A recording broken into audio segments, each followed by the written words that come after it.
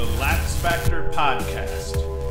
What is up, college lacrosse fans? You're watching episode number 254 of the LaxFactor podcast. I am your host, Ted Hoost, and today we're going to talk about a bunch of Division I lacrosse games that are being played this weekend. There's actually a bunch of games being played tonight. I'm not going to cover any of those, although at the end of the show we'll take a quick look at them. The games I'm going to talk about, all Saturday games: Virginia Duke, Ohio State Hopkins, Cornell Army, Loyola, Boston University, UNC Syracuse, and we'll talk about a bunch of others, including a bunch of Ivy League matchups, some America East matchups, and other conferences as well. Before I get into it, as always, be sure to like and subscribe. If you're an audio listener or you're watching on Spotify, just be sure to share the crap out of this with all of your homeboys. And as always, you can go to laxfactor.com. You can get yourself some swag, podcast-related gear, non-podcast-related gear. You can also watch all of our videos on the site, and then you can even go to the podcast page and you can find the audio versions. But anytime you're trying to figure out what the heck has Ted put out this week, just go to laxfactor.com, and you can always find right on the homepage the latest videos and episodes and the videos for them, along with the full-on blog post. But I'm going to shut up now, because I want to dive right into this Duke and Virginia matchup. It's number 2 Virginia against number 3 Duke, and they're playing this one at Duke in Durham, North Carolina. There aren't any playoff implications that are really outside of just NCAA seeding and things like that. So there's no must-win scenarios in order to get either of these teams in via an at-large bid. They've both already pretty much punched their tickets with the quality wins that they've accumulated, and neither of them have any bad losses overall. So this one just comes down to being an excellent conference rivalry. Duke beat Virginia a couple of weeks ago in Charlottesville. Duke has owned Virginia, and I only went back as far as 2014, but since 2014, in the regular season, Duke is 9-0 against the Cavaliers. It doesn't matter where they play. Duke has owned Virginia over the course of the last 10 seasons. Virginia's only win over the last 10 seasons was in the NCAA tournament in 2019. Virginia actually beat Duke and then went on to win the national title that year. So when it mattered the most, Virginia was able to pull out a win, but Duke has legitimately owned Virginia. I didn't even realize that the Blue Devils just wrecked the Cavs that often. I didn't know that there was such a one-sided look in terms of this rivalry.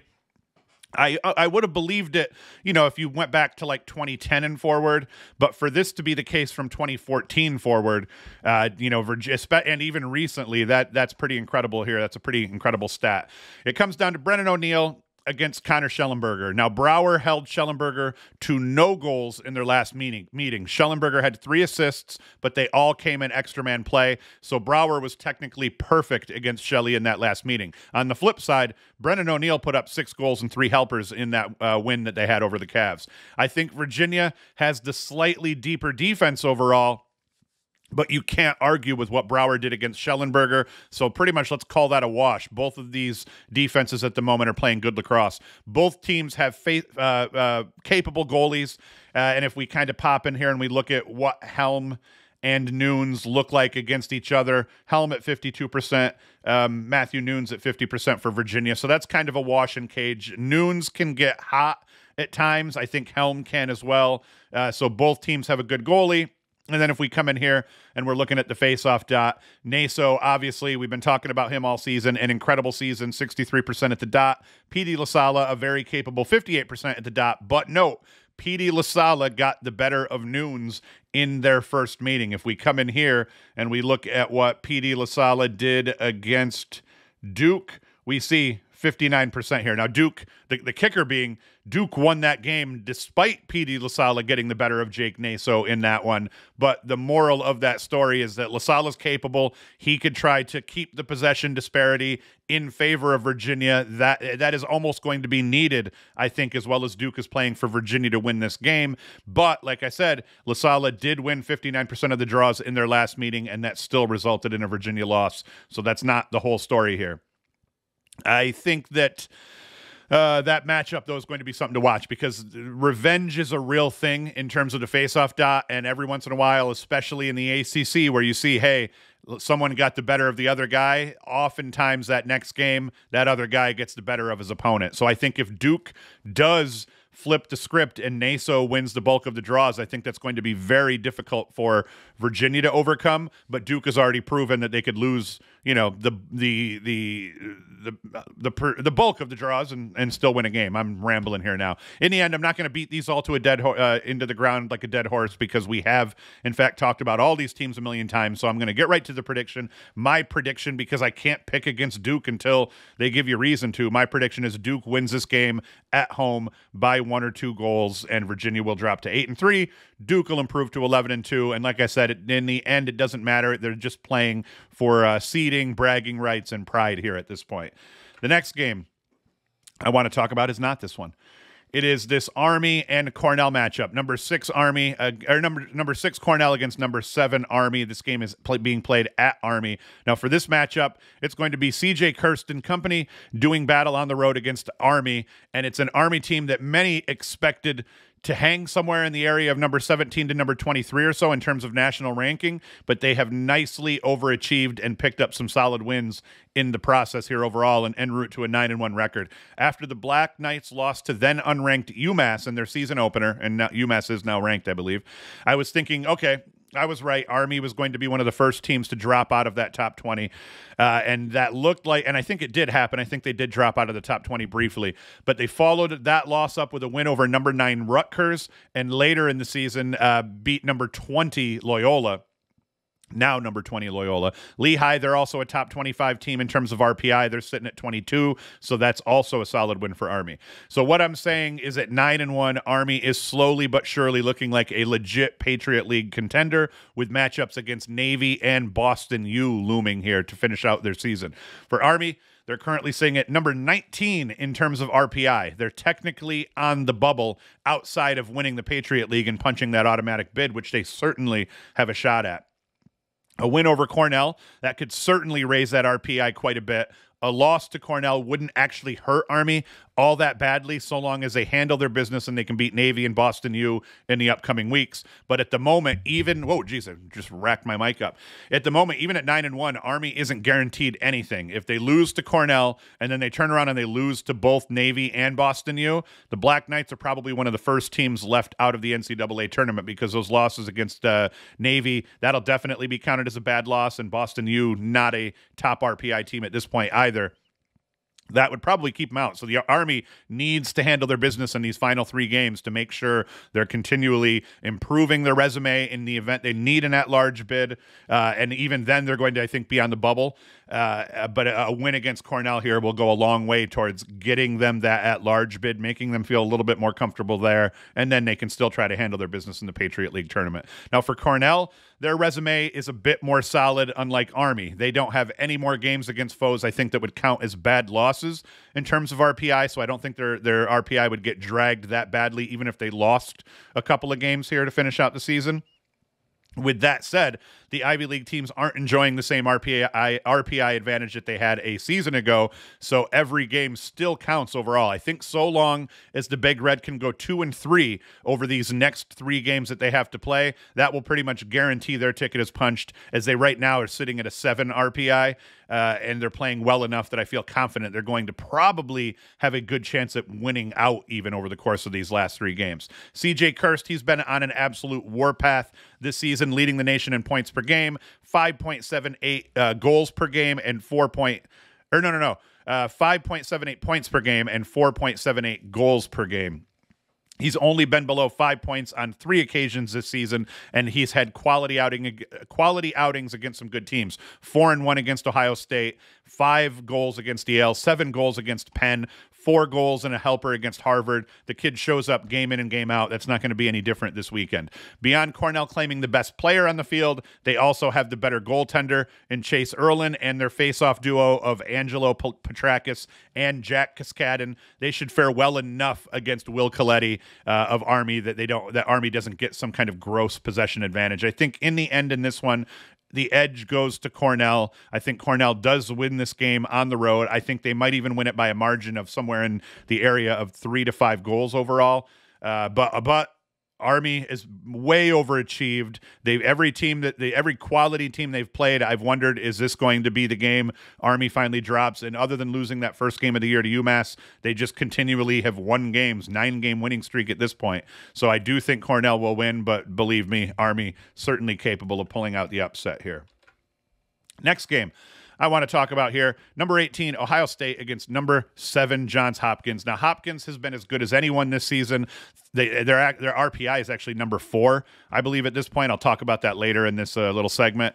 Their 3 losses are all to solid teams, and they've picked up a slew of quality wins to help bolster their resume overall. That loss last weekend to Penn State's going to sting, as the Jays will likely be looking for blood against Ohio State this weekend in the friendly confines of Homewood Field. Now, Ohio State's feeling pretty desperate at this stage. They lost that heartbreaker last weekend to Maryland that included the now infamous shit move out of Tillman. We won't talk about that anymore. I definitely triggered a lot of Maryland fans there. My goal wasn't to trigger the Maryland fans. I wasn't trying to be a jerk. I am a big fan of Maryland as a team. I am a fan of what this team particularly, I mean, last year's team, I was impressed with what they did. I'm a little bit more impressed with what this year's team has done after losing all of that talent that they lost a year ago. I was not pleased with Tillman, and my trashing of Tillman mostly only came because I held him in such high regard leading into this game. As I had said, if you'd asked me, who are your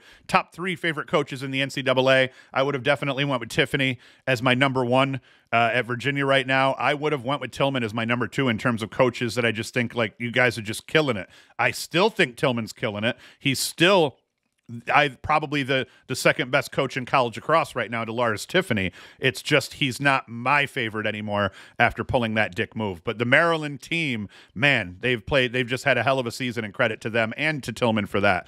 The kicker here in this one is Myers also did not react well. He looked like a big baby. He blew a big chance to take the high road, as Tillman did a few years ago when, if you recall, back in that NCAA tournament where Virginia knocked Maryland out. It was the goal that wasn't a goal that knocked Maryland out of it didn't knock Maryland out of that tournament. It was very much like the Ohio State situation where Tillman's dick move didn't cost Ohio State that game. Ohio State blew a lead late and lost that game. That's exactly what happened with the goal that wasn't a goal in the case with Virginia, where Maryland had a huge lead. Tillman made a boneheaded move in terms of how they stalled the ball out. That allowed Virginia some momentum. Then that goal without a goal snowballed that shit. But for real, Myers didn't react well to this either, and he certainly blew a chance to take the high road and win some sympathy. So anyway, moving on from that. Those 2 losses in a row from the Buckeyes, they lost to Penn State and then Maryland back-to-back. And they have Hopkins and Michigan on the road to close out their regular season. It's not even kind of. It's a must-win game for Ohio State in terms of trying to bolster their resume. If they can win out here, now they've got a resume that might get them an at-large if they could pick up another win in the Big Ten tournament. But the reality for Ohio State here is they're just thinking, we just got to win out. You want to win out because you want to have at least a shot at an at-large bid. And right now, for instance, Hopkins is, no, not Hopkins. Let me go get into here. Right now, Ohio State is one of Chris Jast. I always call him Chris Jast because I can never remember how to pronounce his freaking last name. But Chris Jast, he did a great job with doing some bracketology over here. Right now, if the season were to end, he has Ohio State as one of his, I think it was his 4th team out, one of the first 4 teams out of the tournament. So they're just thinking, we got to win all the rest of our regular season games to have a shot at an at-large, but everybody makes the Big Ten tournament, so they always have that automatic qualifier if they can win the Big Ten tournament. So at-large, not out of the question, but they're going to have to win some games. Hopkins, they're sitting at number 4 in terms of RPI at the moment, so I'd imagine their ticket is pretty much punched. Nothing would please the Jays more than winning out from here and then winning the Big Ten tournament, because that will ensure that some of their Big Ten foes do not get to go dancing if they can both win the tournament and win out, because they could greatly hurt Ohio State's chances of an at-large bid. Probably losing to Hopkins this weekend kills Ohio State's chances of an at-large bid, so they could murk their Ohio State's chances this weekend in that way, and then by winning the tournament, they murk everyone's chances. I think the Big Ten, they could get 3 teams in, depending on how things play out down the stretch here, but Ohio State will not be one of those 3 teams if they lose this weekend. This one, in terms of the actual matchup, Both goalies are streaky. I give a slight edge to Hopkins and Tim Marcille because he's been a little bit more consistent than Skylar Walland, and Skylar Walland is coming off two back-to-back rough outings here in Ohio State's last two losses. Big edge goes to Ohio State's face-off crew, though. Drew Blanchard and Matthew Fritz. They've been splitting time overall, despite Blanchard having a much better percentage, but them splitting that time and throwing different looks at opponents' face-off guys has helped them quite a bit in terms of not letting those other teams get into a groove. But I in the end, I think it's the Hopkins offense that I like the most. I'm digging what Jacob Angelis, Russell Melendez, and Garrett Degnan have done as their top three leading scorers. And then Brendan Grimes, Matt Collison, Peshko anchoring the midfield. They've all looked good as well at times. So I like the Hopkins offense overall, and my prediction in this one is that Hopkins pulls out a 2-4 goal win at home. I rambled oddly in that one. I apologize here. Next one, number 20, Loyola against Boston U. Now, Boston U was my preseason favorite to win the Patriot League, and despite losing to Vermont in their season opener, they've put together a resume that made me believe that it was still a very good possibility that they would end up winning the Patriot League. They beat Bryant, UMass, and Harvard en route to this to a 7-1 start, but then they lost to Navy and now Yale, and the Terriers are kind of reeling a little bit heading into this tilt versus number 20 Loyola on Saturday. Those two losses have dragged the Boston U RPI enough that an at-large bid isn't likely without them winning their last three games. Their RPI is currently 29th, with Loyola sitting at number 20, Lehigh at number 22, and Army at number 19 in terms of RPI. They all have higher RPIs than Boston U. They have three shots at improving their own number, and if they can knock off all three of these teams, that does improve their chance of an at-large bid a little bit. For Loyola, they're sitting at number 20 in the nation in both the media poll and number 20 in RPI. The Patriot League tournament can go to anyone at this point. Nobody is going to be able to just say, hey, I think this team's going to win and be accurate. It is literally just probably a 3 or 4 team race at this point, and I think any one of those teams are as likely to win as the next. Even with the head-to-heads going certain ways, I think that the next time these teams play, it could go very differently. So all of these teams here now, they're kind of jockeying for position in the tournament. They're trying to jockey for position in the mental game and all of that crap, improving their tournament seeds for the Patriot League tournament, and also trying to kind of eke that RPI up enough that maybe the Patriot could get 2 teams in. I don't think there's any world in which the Patriot gets more than 2 teams into the tournament, but they could for sure pull 2 teams. The issue, all of the top Patriot League contenders are hanging out with an RPI of like 19 or greater. And I think Chris Jest had said, since 2014, 4 teams with an RPI higher than 15 have gotten into the NCAA tournament. But 19 is not a place you want to be sitting if you don't win your conference tournament and you're on the bubble there. So all of them, none of them have a huge chance at being able to greatly boost their RPIs. But if the teams that are kind of lower in that RPI can knock off the teams that are higher, they could certainly kind of flip who's on the bubble in the Patriot in that way. And then Chris Jast, in his bracketology that he just put out, I think updated it this morning, he has North Carolina in at the moment, and he also has Loyola in at the moment. If the season were end today, Loyola gets an at-large bid. Boston U obviously does not. So, boom. Now, in terms of this matchup, Loyola, they boast the more effective goaltender. Luke Stout's been at 56% here so far to Matt Garber's 46%. Boston U has an edge at the faceoff dot as Connor Calderon has been pretty solid this season, winning 56% of the draws. And if we look here at what Loyola's hanging out at, yeah, we can see Eric Pacheco, 45%, and yeah, that's just not gonna get it done against Connor Calderon. So Loyola gonna have to get creative at the faceoff dot to make sure that possession edge doesn't favor Boston U too much. But even if it does, I like the rope unit for Loyola to be able to kind of maybe mix it up a little bit between the boxes and maybe win some of those possessions back. Sometimes off the face-off draw, if they might lose the draw, maybe they can get it back before a possession starts for Boston U, or even in the ride game, the late ride game, between midfield and back into the box, things like that. So in the end, I think that Loyola's experience on defense, I like that. I think that should match up well against Boston U's experience on offense. And as long as Matthew Minikis, we're looking here in terms of their leading scorers, I think as long as freshman Matthew Minikis is in the lineup for Loyola and feeling good, I think Loyola is going to end up winning this game by 1 to 3 goals overall on the road. But once again, it could go either way here, and both teams really need that win. All right. Now, this one is a must-win situation. Number 11, North Carolina, hosting Syracuse.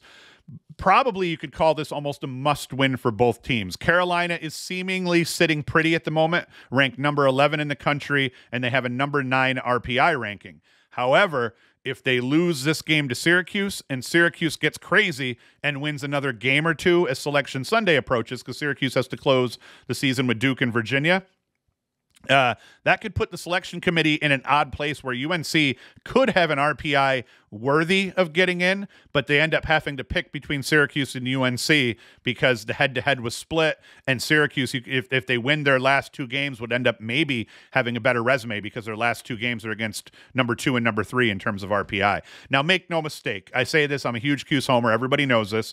Make no mistake. I think the odds are favoring North Carolina at the moment, both in this game and in terms of tournament selection, partly because North Carolina has already built a better resume than Syracuse. They've already got a win over number 4, Johns Hopkins, in terms of the RPI. They have already beat Syracuse once head-to-head. Brown's a top 30 RPI team. So they don't have a terrible resume. The problem is that if Syracuse is able to beat both Virginia, even one of those teams, including North Carolina, but if they could also beat Virginia and Duke, if Syracuse wins out, that really will flip this because Carolina's probably not going to beat Notre Dame twice here to finish the season out.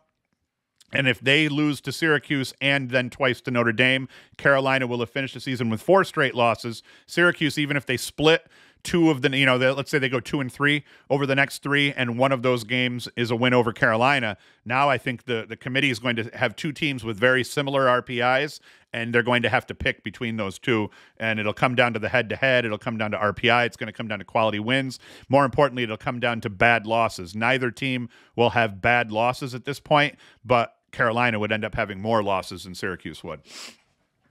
Or about the same. Who knows? I'm an idiot, man, and I don't know anything anyway, so who cares? Now, overall, face-off advantage. In-cage advantage definitely goes to Will Mark and Syracuse. Colin Krieg, a very good goalie between the pipes, but Mark has been better on average this season with a 58% stop rate. I think Krieg's is 52%. Technically, we could actually just look here since I'm hanging out in this space. I guess I can't. Preview. There we go. So, yes, we could see Krieg. Yeah, Krieg's at 52% overall. Interestingly, though, Mark has only been below 50% twice this season, and he was below 50% in that loss to Carolina. I think he was at 47%, I believe, or what my notes say. So, definite advantage to Will Mark and to Syracuse, but Will Mark had one of his rougher outings against Carolina in that loss the last time.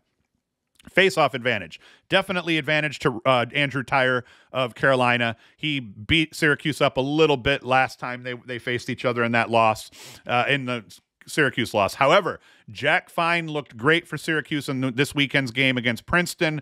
So the Orange Faithful, we're all hoping, including myself, we're all hoping that maybe the uptick in reps for Fine is what he needed to maybe find some sort of groove. So maybe Fine can be much better than Rakusa has been at the faceoff dot. And if Syracuse can split the draws or just do a better job at the faceoff dot in their remaining games, they've got a much better chance of winning these games.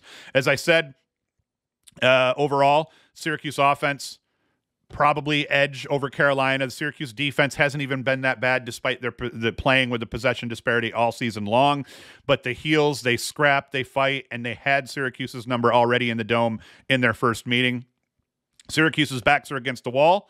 If they win, their hope for an at-large bid is still alive. If they lose, they'll have to upset both Virginia and Duke in back-to-back weekends to even have a shot, and even then I think it's still a long shot. As I said for Carolina, win this one, you are more than likely in the NCAA tournament, even if you lose twice to Notre Dame to finish the season. I think if they beat Syracuse, their resume is good enough. They'll be 8-6 if they lost the last 2 to Notre Dame.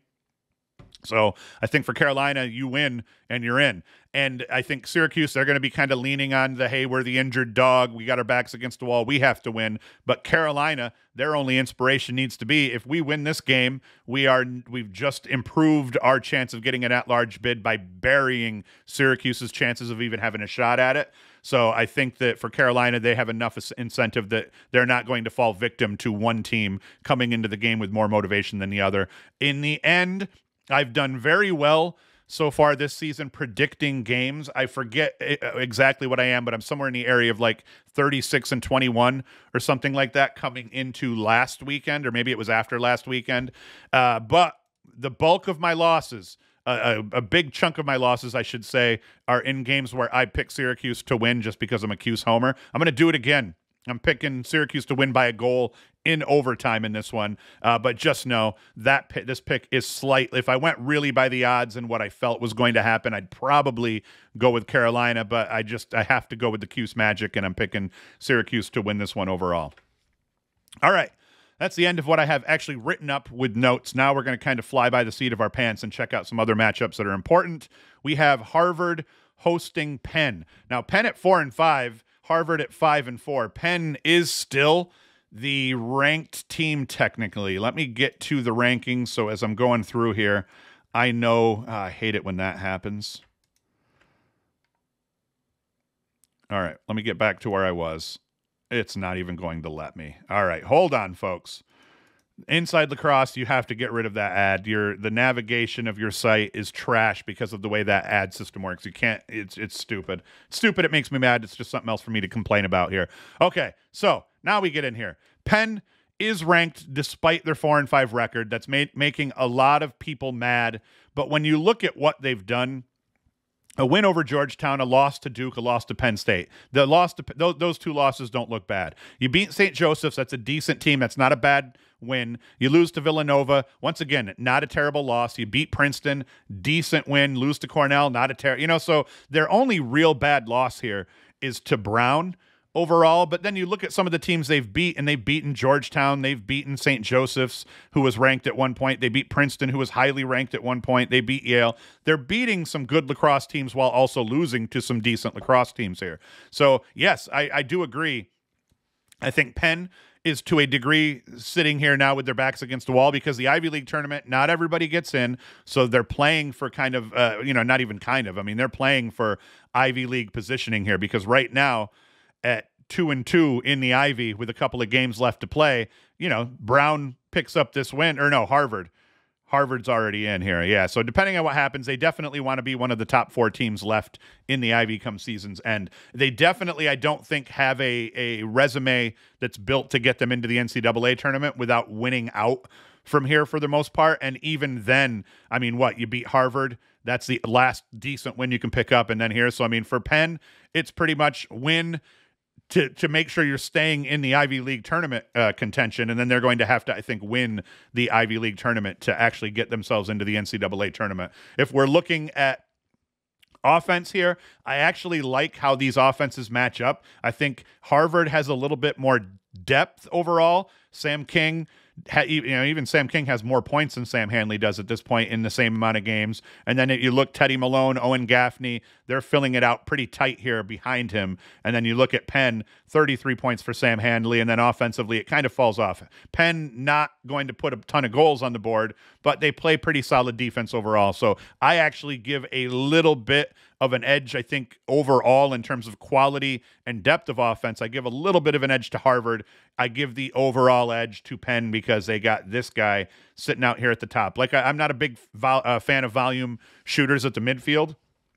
And guys like Handley are definitely considered volume shooters in the midfield, but the dude also scores game-winning goals in close games, and he's just an absolute beast. Matchup nightmare. So slight edge to Penn offensively overall, but I like the depth that Harvard brings to the table, and I'm a big fan of Sam King here. In terms of the goalie battle, Emmett Carroll has been a little bit better, a little bit more consistent overall than Christian Bernard has been for Harvard. And then at the faceoff dot, neither team doing anything great, so that's pretty much a wash. Now, in the end, as I'm picking the winner here, when I do my predictions, I don't count the games I pick off hip in my totals. I only count the games that I write up as part of the blog post as my totals here, but I do pick every one I talk about. I do think Penn probably wins this game. I think Penn has a slight edge, partially because of Sam Handley, partially because I think they're a little bit better defensively, and partially because I think they're a little bit better in cage. So slight edge to Penn. I do think Penn wins a close game in this one, but it could truly go either way, and Harvard is going to, for sure, do battle at home. Next up here, we've got Yale hosting Brown. Yale has dropped out of the top 20 in terms of the media poll, but Yale, in terms of RPI, is still the number 11 team in the country in terms of RPI. So even though they're not in the top 20 anymore in terms of rankings, they're still in the hunt in terms of an at-large bid. And the reason I bring the at-large bid up is because that ends up being huge. Like, see, once again, I hit the shift key and it didn't take me there. Yale is still in play here overall for an at-large bid. As long as Yale can win out, no matter what happens in the Ivy League tournament, Yale probably gets an at-large bid, but winning out's going to be tough here. They don't want to drop to either Brown or Harvard because they're both below Yale in terms of RPI, so that will drag Yale's RPI down from 11. So you could call that Brown and Harvard game just about must-win in terms of keeping them in contention for a really good chance at an at-large bid. That Albany game is a must-win because you lose to Albany, that is for sure dragging your RPI. That's giving you a bad loss, and that's at Albany. So Yale has some business to take care of, but I do like their chance of taking care of said business. Now, if we get into offensively, I like Yale and their youngsters mixed with Matt Brandow more than I like Brown. Now, Devin McClain has been out of the lineup here and there for Brown, so as long as I think he's in the lineup, Brown's going to have a fighting chance in this game. Yale has proven they'll give up goals overall on the season, so Brown could certainly win this game in a shootout against Yale, but edge does, I think, go to Matt Brandow, Chris Lyons, Leo Johnson, Thomas Bragg, Brad Sharp. Those guys are all really good.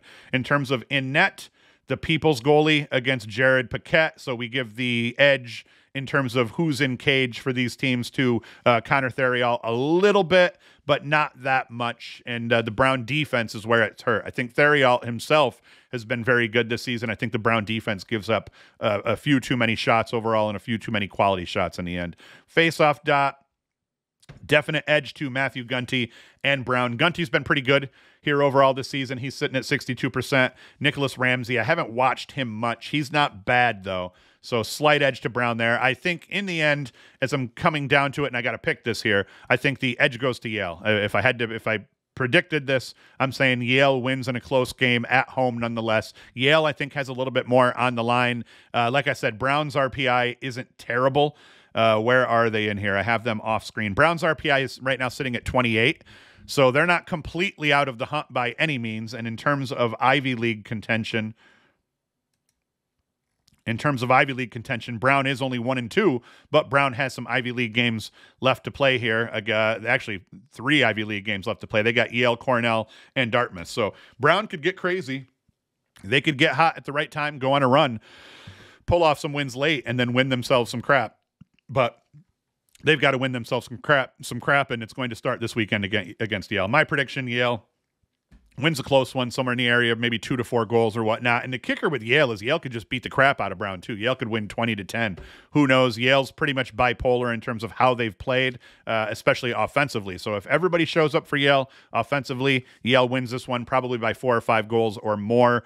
If they don't, and if Brown can win at the faceoff dot, maybe even win big at the faceoff dot, I think Brown's in this game, and it should come right down to the wire.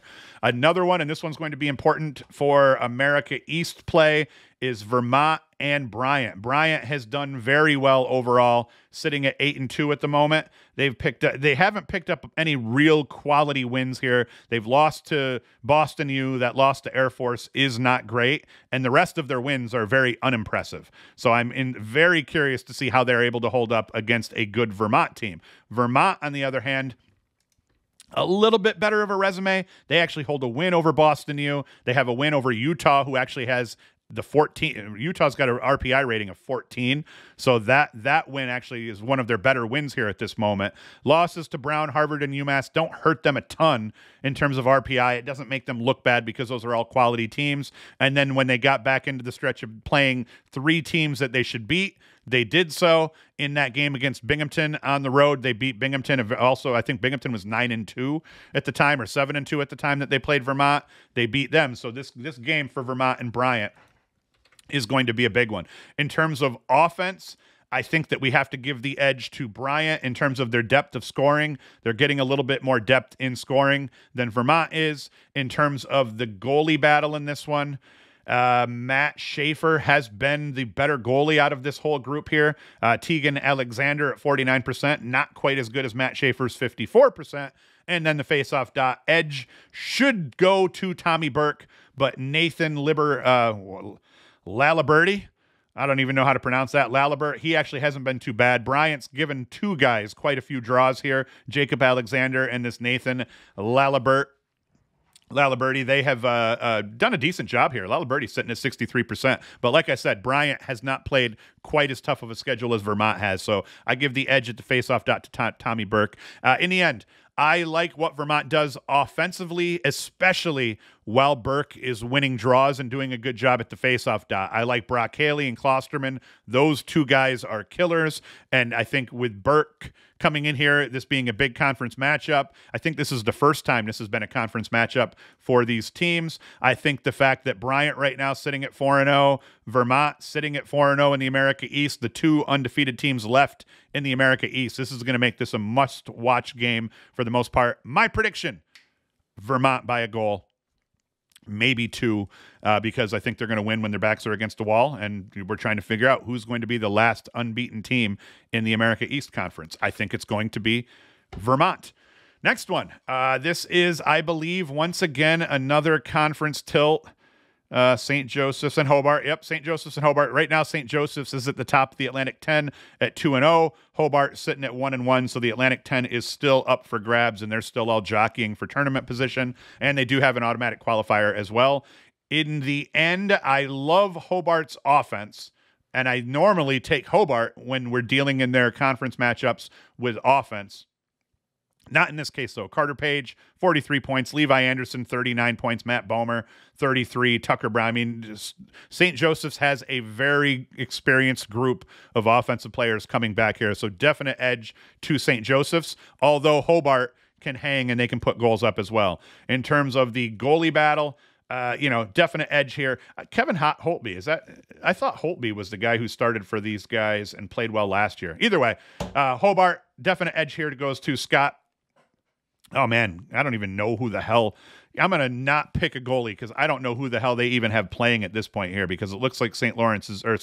Joseph's has played a bunch of goalies. So we're going to call the goalie situation a wash due to inconsistency out of St. Joseph's. Face-off battle, no question. Zach Cole has the edge, but I will say Adam Shea has been known to mix it up with very good face-off guys at times for Hobart. So definite edge to St. Joseph's, but Adam Shea can do some damage when his back's up against the wall. Now, in the end in this one, I think that Hobart can hang a little bit, but I do like St. Joseph's. I think St. Joseph's is just overall the better team. They're the more experienced team. Right now, they're playing slightly better lacrosse than Hobart is. So I think St. Joseph's wins this one, maybe even by a margin. Let's say 3 to 6 goals or so, I think is within the realm of, I think that's realistic. We have Richmond taking on High Point. And let's see here. This is once again another Atlantic 10 game. Both of them are sitting at 1-1 in the A10 so far.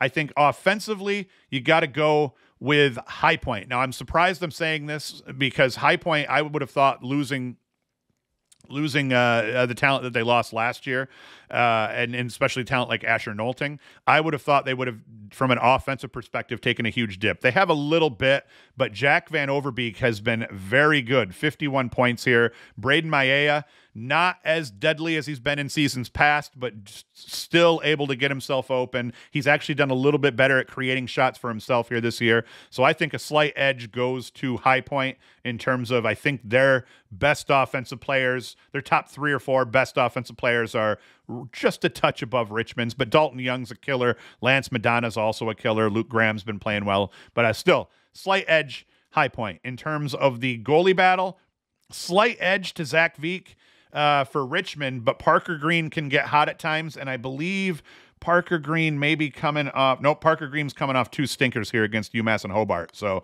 I don't know. I call their goalie battle here a wash.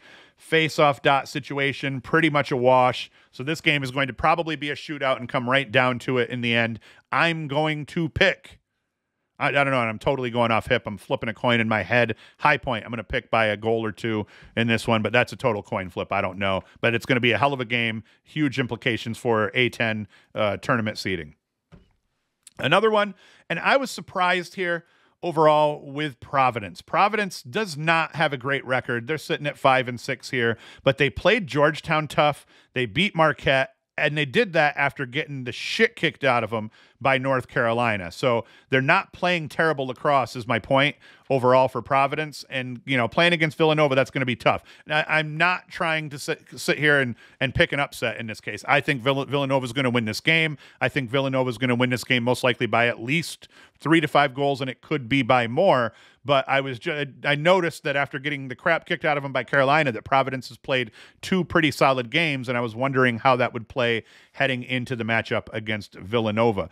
In terms of, Matt Campbell's going to get his. Patrick Daly's been playing well. Austin Frazier as well. But if we come back down here, we're looking at a win over St. John's. Yeah.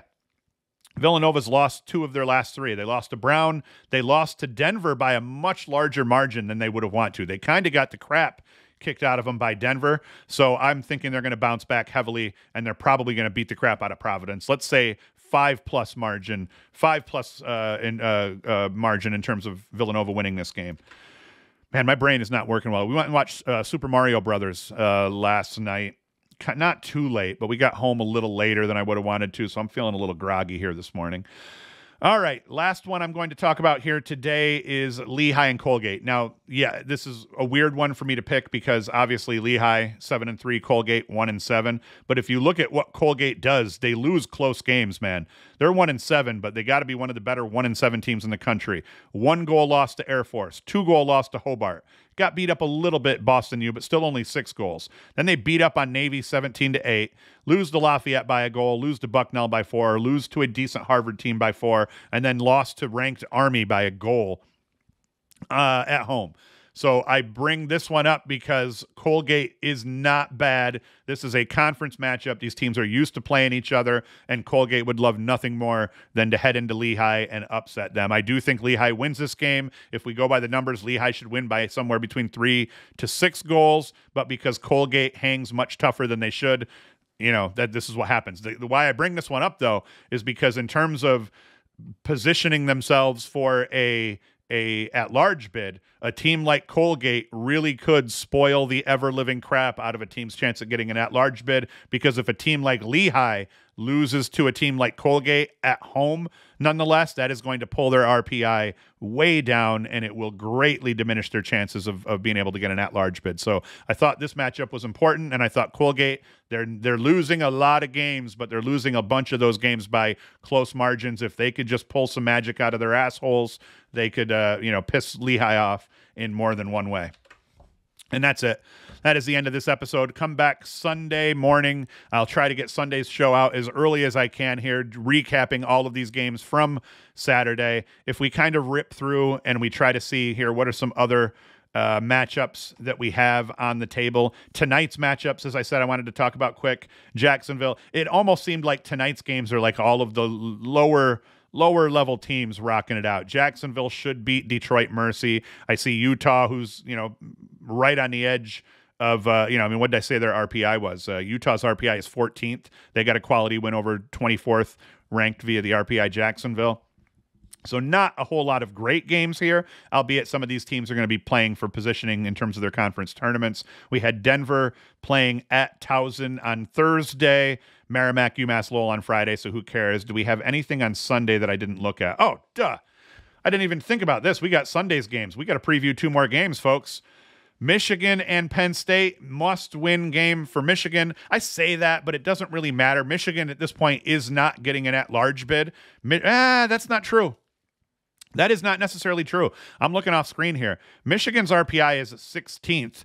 Penn State's RPI is 6th.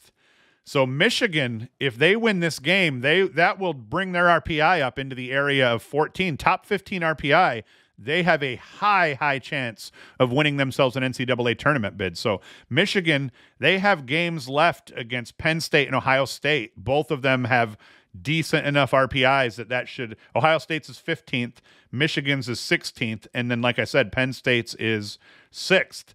So pick up 2 quality wins right here. They've already got a quality win over Maryland. Michigan is a team that could absolutely win themselves an at-large bid. And like I said, Penn State, you could make the argument Penn State maybe already has a resume to get them in, but they've still got Michigan and Rutgers. So, I mean, it's one of those deals where what does that do to your RPI if you lose these 2 games and you end the season that way heading into the Big Ten? You lose 3 in a row, including the first round of the Big Ten tournament. That could bump them out.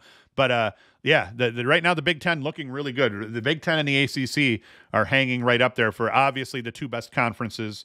And, yeah, so much more on the line than I was originally just off-hip thinking here in this one. I still think the edge goes to Penn State. Overall, if we look at it offensively, I give a slight edge to Michigan. I think they've got a little bit more depth at the top side, as you see here. I mean, hell, Josh Zawada, we would have thought was going to be their leading scorer. He's their 3rd leading scorer right now behind Boehm and Cohen. So that's good for Michigan. I think that Penn State has a little bit more depth as you get deeper into their roster. TJ Malone and Jack Trainer, Matt Trainer, those guys are all killers. Kevin Winkoff, the Binghamton transfer, has been playing really well. I think edge goes to Penn State, but let's check the goalie situation. Shane Carr is streaky. Him and Hunter Taylor were splitting time. Carr got the full game in their game last weekend, and Michigan ends up still losing to Rutgers, but played a tough one against Rutgers overall. So the edge definitely goes to Frasian for Penn State at 56% right there. Face-off dot, like I said, Nick Rowlett and Justin Wheatfield, they kind of split face-off time, and they've done a good job together. Chase Mullins has also been good for Penn State, but I give a slight edge at the face-off dot actually to Michigan in this one.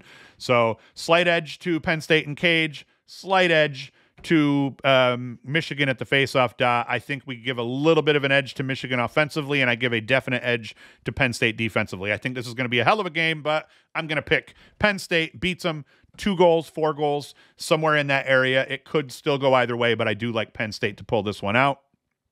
And then let's get out of there. Then we got Rutgers and Maryland. Maryland at Rutgers. Huge game here. I can't believe I almost forgot to talk about these games, and I would have absolutely deserved to get chirped and dragged for it. Let's see here. Rutgers 8-3, Maryland 7-3. Offensively, I give a slight edge to Rutgers. Maryland is going to do battle. Maryland's going to have a possession advantage more than likely, so their offense is going to be able to keep pace. I like the depth and the talent a little bit more on the Rutgers side. Brian Cameron is back to being healthy. He's playing well. Dante Koulis, who saw him being their, at one point, he was their leading scorer. I didn't see that happening. I mean, when a guy like Ross Scott, who most would have assumed would have been Rutgers' leading scorer, is your 4th leading scorer, but only because these other guys are playing really well and Scott's not shooting the ball all that great. I mean, I think slight advantage goes to Rutgers offensively.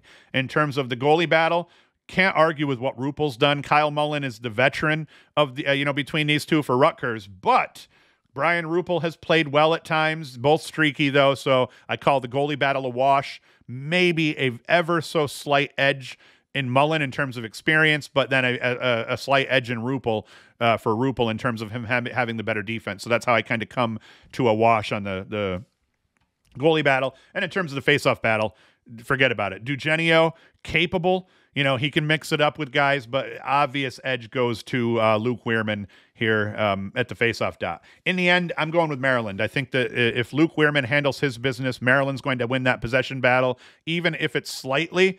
And I think that's all that Maryland will need defensively. I think they're going to match up really well against the Rutgers attack.